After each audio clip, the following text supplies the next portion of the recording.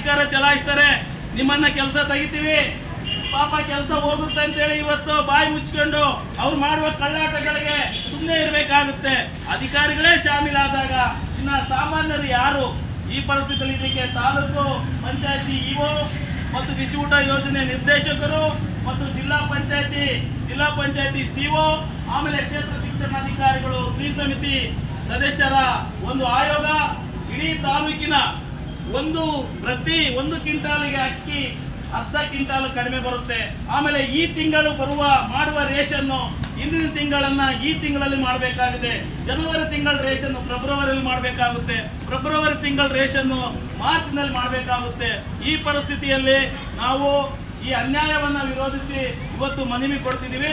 ಈ ಕಾರಣಕ್ಕಾಗಿ ಮನವಿಯನ್ನು ಓದುತ್ತಾ ಇಲ್ಲಿ ಬರೇ ನಾವು ಪ್ರತಿ ಸಾರಿ ಬರ್ತೀವಿ, ಹೋರಾಟ ಮಾಡ್ತೀವಿ, ಬಿಸಿಲಲ್ಲಿ ಘೋಷಣೆ ಕೂಗ್ತೀವಿ, ಆದ್ರೆ ಫಲಕಾರಿ ರಾಜ್ಯ ಮಟ್ಟದ ಸಂಬಳ ಹೆಚ್ಚಳ ಅದು ಸರ್ಕಾರಕ್ಕೆ ಬಿಟ್ಟ ವಿಚಾರ. ಆದ್ರೆ ತಮ್ಮ ಇಲಾಖೆ ಆಗ್ತಿರುವ ಸಮಸ್ಯೆಗಳನ್ನು ಯಾಕೆ ಇವರು ಬಗೆಹರಿಸ್ತಾ ಇಲ್ಲ? ನಾನು ಈಗಾಗಲೇ ತಹಸೀಲ್ದಾರ್ ಮೇಡಮ್ ಅವರನ್ನ ಫೋನ್ ಸಂಪರ್ಕದಲ್ಲಿ ಮಾಡಿದಾಗ ಮಾತಾಡಿದೆ, ಮೇಡಮ್ ಪದೇ ನಾವು ಕೊಡ್ತಾ ಇದೀವಿ, ಯಾಕೆ ನಮ್ಮ ಕಾರ್ಯಕರ್ತೆಯರನ್ನ ಮತ್ತು ಅಧಿಕಾರಿಗಳನ್ನ ಒಂದು ಸಭೆ ಕರೀರಿ ಅಂತೇಳಿ ಆಂಜನೇಯ ಸಾಹೇಬ್ ಜೊತೆ ಸಭೆ ಕರೀತೀನಿ ಅಂತ ಹೇಳಿದ್ದಾರೆ. ಸಭೆ ಕರೆದು ಸಮಸ್ಯೆಗಳನ್ನು ಬಗೆಹರಿಸಬೇಕು. ಇಲ್ಲ ಅಂದ್ರೆ ನಾವು ಇಲ್ಲೇ ತಾಲೂಕು ಶಾಮಿಯನ್ನೇನು ಹಾಕೋದಿಲ್ಲ, ಇಲ್ಲೇ ಕುಂತು ನಾವು ಧರಣಿ ಮಾಡ್ತೀವಿ ಮುಂದಿನ ದಿನಗಳಲ್ಲಿ ಅಂತ ಹೇಳ್ತಾ ಈ ಮನವಿಯನ್ನ ಓದೋದ್ರ ಮೂಲಕ ಈಗಾಗಲೇ ನಮ್ಮ ಮನವಿ ಸ್ವೀಕಾರ ಮಾಡಲಿಕ್ಕೆ ಕೆಲಸ ಮಾಡ್ಬೇಕಂತೇಳಿ ಎಷ್ಟು ಕೆಲಸ ಮಾಡಿದ್ರು ನಮ್ಮನ್ನ ಬೀದದ ಆಳುಗಳನ್ನಾಗಿ ನಮ್ಮನ್ನ ಕೆಲಸಕ್ಕೆ ಇಟ್ಕೊಂಡಿದ್ದಾರೆ.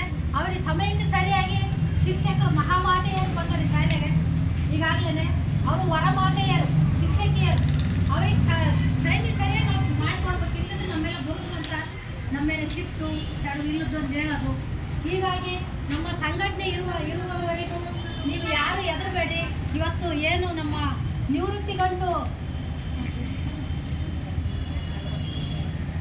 40,000 30,000 ಸಂಘಟನೆಯಿಂದ ನಿವೃತ್ತಿ ಗಂಟು ಕೊಟ್ಟಿದ್ದಾರೆ.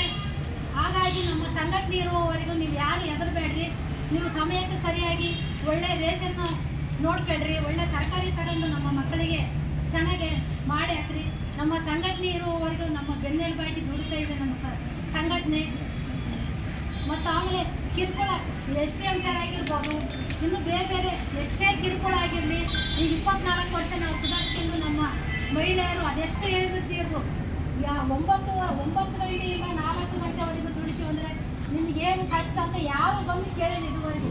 ನಮ್ಮ ಸಂಘಟನೆ ನಮ್ಮ ಬೆನ್ನೆಲುಬಾಗಿ ನಮಗೆ ಅವರು ಕೆಲಸನೇ ಅದು ಅಷ್ಟು ಚೆನ್ನಾಗಿ ನಮಗೆ ಮಾಡ್ತಾ ಇದ್ದಾರೆ. ನೀವು ಯಾರು ಎದರಕ್ಕೆ ಹೋಗಬೇಡಿ, ಚೆನ್ನಾಗಿ ಕೆಲಸ ಮಾಡ್ತೀವಿ.